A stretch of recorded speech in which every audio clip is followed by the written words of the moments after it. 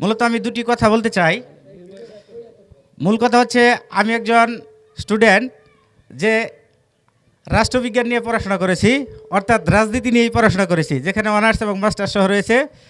এবং আরেকটু চরম সত্য হলেও যে কথাটা না বললে না হয়, সে বিষয়টা হচ্ছে যে আমার জ্ঞাতিগোষ্ঠীতে প্রায় 200 থেকে 250 ভোট রয়েছে, যেখানে আমি একমাত্র ছেলে যে এখান থেকে মাস্টার সম্পন্ন করেছি। এবং আমি একটি দাখিল মাদ্রাসায় শিক্ষক হিসেবে কর্মরত আছি। আসলে বলতে গেলে যেরকম একজন হিন্দু থেকে মুসলিম হয়, অর্থাৎ নও মুসলিম, আমি এরকম অন্য একটি দল থেকে নব, বলতে গেলে নব, আমি জামাত ইসলামে নব। এর মূল উদ্দেশ্য হচ্ছে আমার জামাত ইসলামকে খুব ভালো লেগেছে, কারণ আমি Aristotle, Plato, Socrates, John Locke, Thomas Hobbes এদের দর্শনবিদ্যা আমি পড়েছি। তারা স্পষ্ট বলে দিয়েছে যে গণতন্ত্রটা আসলে হচ্ছে একটা মূর্খের সরকার। কেন? কারণটা হচ্ছে সেখানে কোনো শিক্ষকতা কিংবা কতটুকু শিক্ষা বা যোগ্যতা সেখানে থাকা দরকার সেখানে নাই। যদি শিক্ষা যোগ্যতা থাকতো তাহলে একজন আরেকজনকে এভাবে আসলে আক্রমণ করতো না।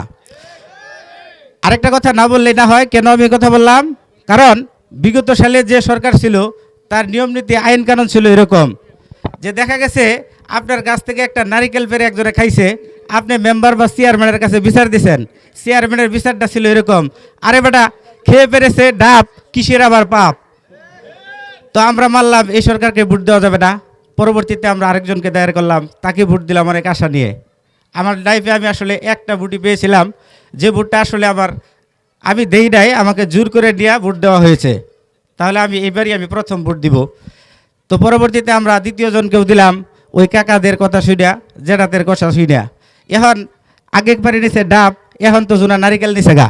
এখন কাকার কাছে বিচার দিলাম, কাকা আমার তো নারকেল জুনা ভরে নিছে গা, বিচার করেন।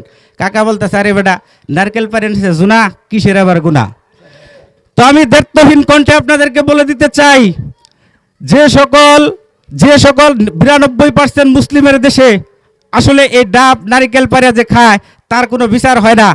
সেখানে আমরা চাই যে এখানে কোরআনের একটা আইন আসুক, যেখানে যা বাস্তবায়ন করতে পারবে জামাতে ইসলাম।